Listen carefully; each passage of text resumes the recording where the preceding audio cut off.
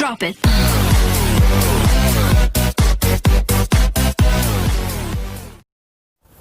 Namo Sangyang Adi Budaya, Namo Buddhaya.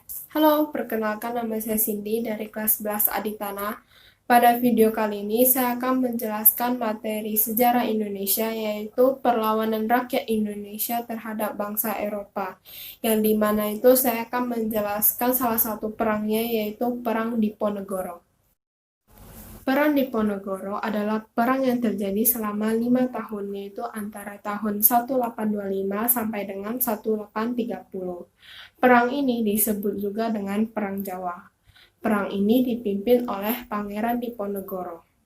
Awal mula terjadinya perang ini adalah karena Belanda memasang patok di tanah milik Pangeran Diponegoro di Tegal Rejo. Pasti kalian semua nggak tahu kan apa itu patok? Saya sendiri juga tidak tahu. Oleh karena itu saya searching.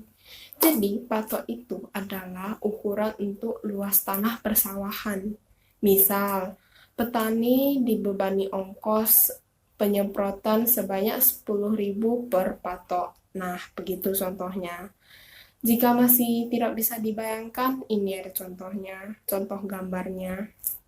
Pasti kalian banyak menemukan di jalan-jalan kan? Clear kan? Untuk itu, mari kita lanjut ke materinya. Strategi yang digunakan Pangeran Diponegoro untuk melawan Belanda adalah strategi perang gerilya dan memusatkan pertahanan di Gua Selarong.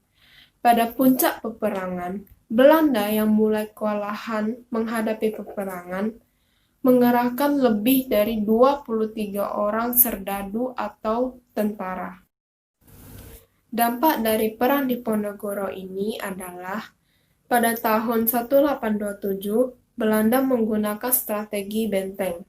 Strategi yang digunakan oleh Belanda ini berhasil menangkap Kyai Maja, kemudian Pangeran Mangkubumi, dan Panglima utamanya, Sentot Ali Basya, menyerahkan diri kepada Belanda.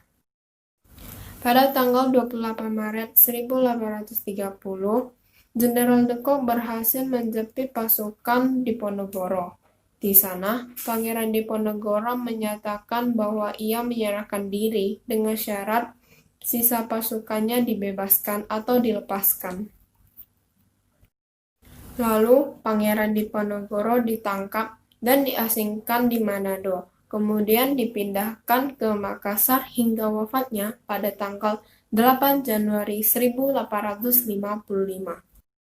Di sisi lain, Ki Sudowo dan Pangeran Jono terbunuh saat peperangan, dan itu merupakan akhir atau berakhirnya Perang Diponegoro.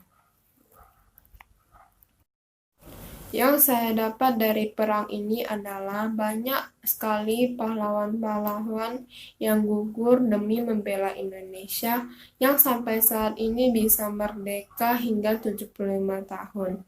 Kita sebagai generasi anak muda harus menghargai jasa-jasanya dengan cara belajar, upacara yang baik, melakukan upacara dengan baik, atau masih banyak hal yang bisa kita lakukan untuk menghargai jasa-jasa mereka. Itulah penjelasan saya tentang Perang Diponegoro. Jika ada kesalahan kata yang kurang berkenan di hati, mohon dimaafkan. Sekian dari saya, terima kasih. Namo Sangyang Adi Budaya, Namo Buddhaya. Bye-bye.